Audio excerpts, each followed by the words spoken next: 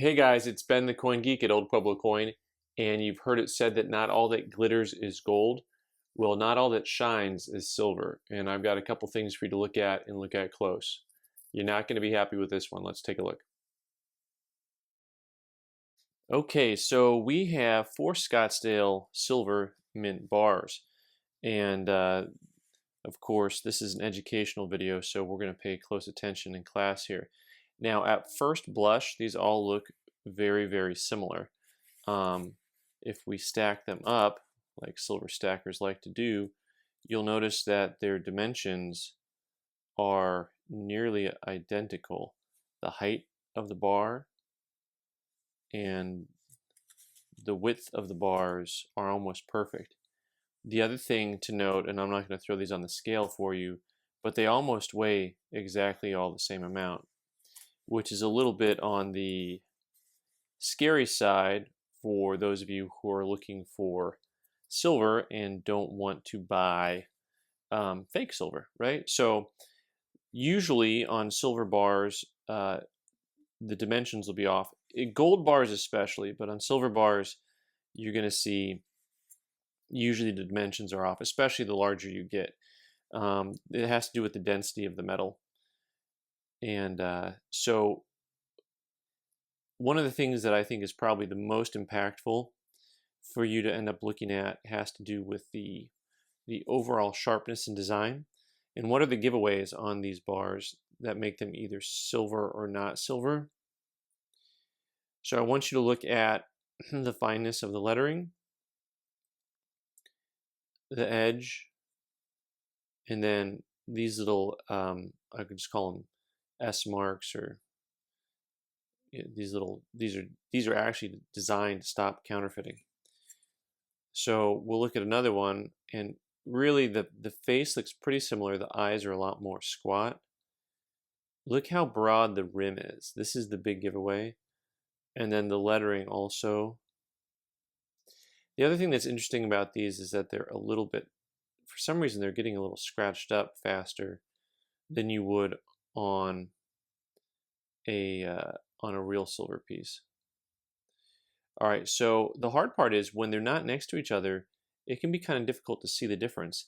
And if these are in plastic, because a lot of times these come in plastic, if you have fake ones in plastic, they're actually going to be really hard to tell. Let's compare them next to each other, and you'll get a better idea of what I'm talking about when it comes to the design. The rim, especially on these two models, this rim on the left, this is the fake piece. And then I'll look at the design elements. You see how much finer the design elements are on the one on the right, from the eye and the nose, and the eye and the nose, and then the lettering, just a little fatter. This is probably because they took real Scottsdale Mint bars and simply copied them, did some type of dye transfer, and in that process, it enlarged everything. And then on the back, you can see a different finish. And the fact that these S's look really fat and are touching each other, and these S's are a lot finer. Now there are points where they touch, so maybe that's not the best analogy.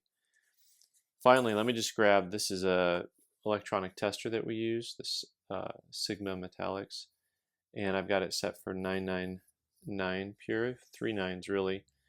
And so what happens is you place it on that little green spot up there, and if the arrow is on the outside, it is definitely not the metal. Now this thing is not foolproof. If you have something that is like a bigger bar that's plated, you got to use a special wand for it. You want that bar, you want ideally it to have this little full bar in the brackets, but it picks up pretty quickly on anything that's not silver. You see that arrow outside, you know, this also does gold and platinum and things like that. So, and also sometimes it depends on exactly how centered you have the item, whether or not it falls into the bracket.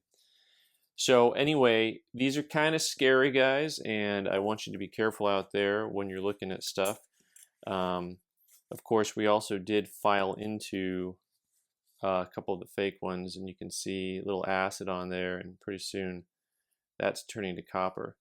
So one of the interesting things about these is, your dimension and your weight did not really help you determine whether or not they were real.